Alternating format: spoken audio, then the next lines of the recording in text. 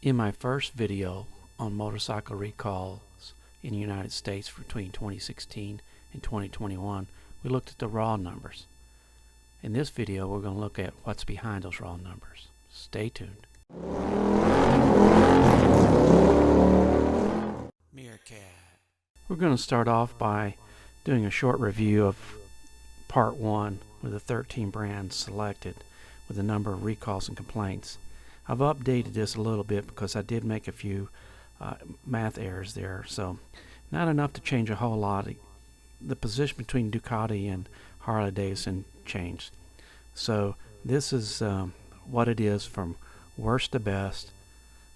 Then we'll have an overall showing them how they compare with each other. BMW still has the last position with 174 recalls.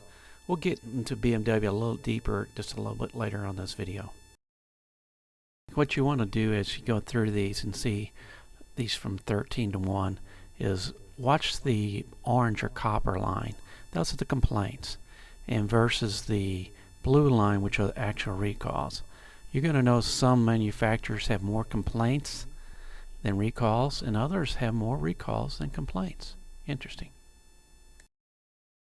What you're going to notice here is from difference between Part 1 and Part 2 is the positions of Ducati and Harley have switched. Harley moved back one and Ducati moved up one as far as being better. Now I'm going to pick up the pace on the slides that were basically a review of Part 1. You can pause it or slow it down if you want to review it a little closer. The general consensus was that you're going to see more complaints on the higher end bikes, the bikes that like Harley and Ducati and BMW, where people paying premium prices are going to complain a lot. And there may be that relationship and correlation, but I think you can see by the fact that how many complaints that Honda had, KTM, is that may not necessarily be true in every case. The information I obtained over a week in October of this year is from the National Highway Traffic and Safety Administration database. The NHTSA is only for the U.S. Center for Recalls. Recalls doesn't necessarily mean the brand is bad or the model's bad. Recalls are mostly centered on safety issues, which usually do affect reliability.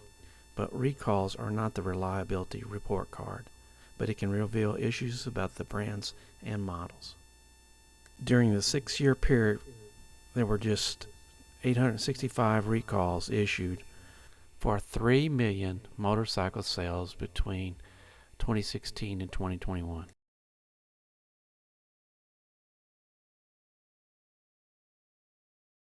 From this point forward, I'm going to show you the recalls per model, the models with the most recalls, where each brand has recalls, as well as the overall areas by percentage that are recalled. The next 6 slides show all the models for the 13 brands and how many recalls each model had over the 2016 to 21 period. The pink will equal the most it will have for any particular brand. You can look at the top and see the brand. For example, BMW at the top has recalls, and it has the C650 in pink as having 10 recalls. That would be the most for that. The yellow would be the second most for that, and you'll see that in the other slides. Slide 3 and slide 6 will show the bottom and show the totals of recalls. If you're wondering how this is done, a model with one issue means that equals 1 recall. You take that same issue on 2 models, then that is 2 recalls. You take the same issue on 2 models over 3 years, then that is 6 recalls. And that's the way it's recorded and how it's done, and shows it in the National Highway Transportation Safety Administration website. Many of the 2021 recalls will not be seen before 2022 or 2023 because there seems to be a delay between the discovery of an issue or complaint and the recall being issued. Honda and BMW motorcycle recalls are a little difficult to see in the database because Honda and BMW motorcycles are intermingled with their cars. Harley recalls are easy to see but difficult to record them because their naming convention, they use all these FL, HTCUL, XYZ terminology on their other models. Another one's a little tough to find out and record are Indians because it seems almost every model has chief in it. Some entries are difficult to understand because they may say entry for YZF-R3. They also may say in another place entry for YZF-R3. Both are used for the same bike in the same year. You can pause this video to get a longer look at the video if I'm moving too fast. Here are the next two slides are some examples of recalls and some of the verbiage you'll see. Manufacturers that use similar engines and braking and chassis components over the entire range of models will suffer more recalls because that one mistake can generate multiple recalls over a few years. According to the National Highway Transportation Safety Administration website, manufacturers initiate most recalls, while some are initiated by this NHTSA from complaints. Complaints of defects can cause loss of control, loss of power, or impair visibility to be seen or to see, have a correlation in recalls being issued. It's very difficult for me to determine the linkage between some complaints and recalls, although some are clear. There were 865 recalls and just 852 complaints. So there are some manufacturers doing recalls without the complaints.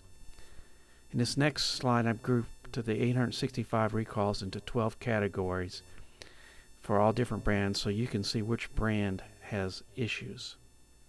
The 12 categories were subjective on my part, but I'm just trying to link them to the general lighting, engine, ECU type of things.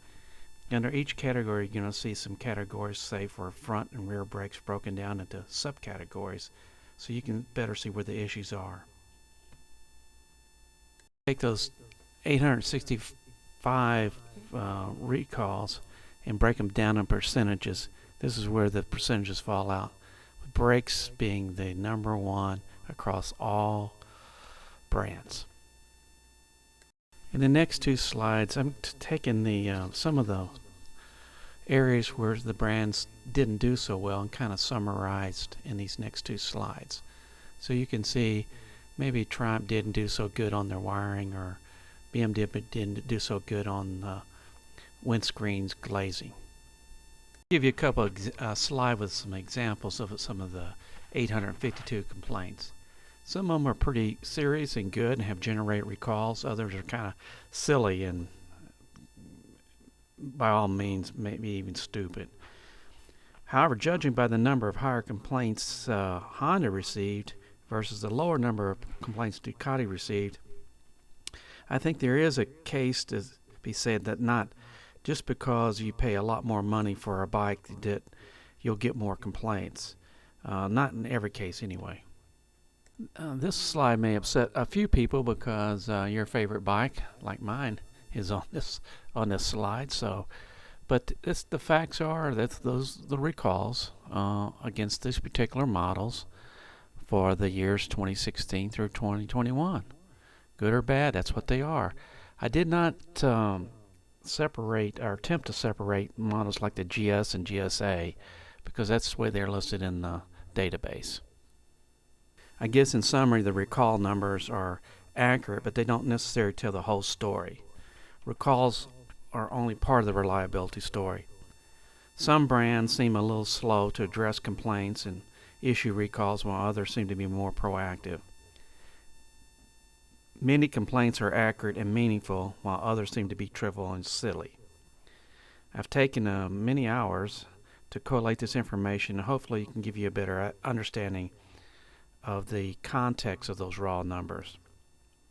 You can go to the NHTSA website yourself and dig deeper on your brand and your model to see what other things you did not know that are out there. Join me and my friends at Flat Cap Cafe Racer for riding and racing. Please subscribe.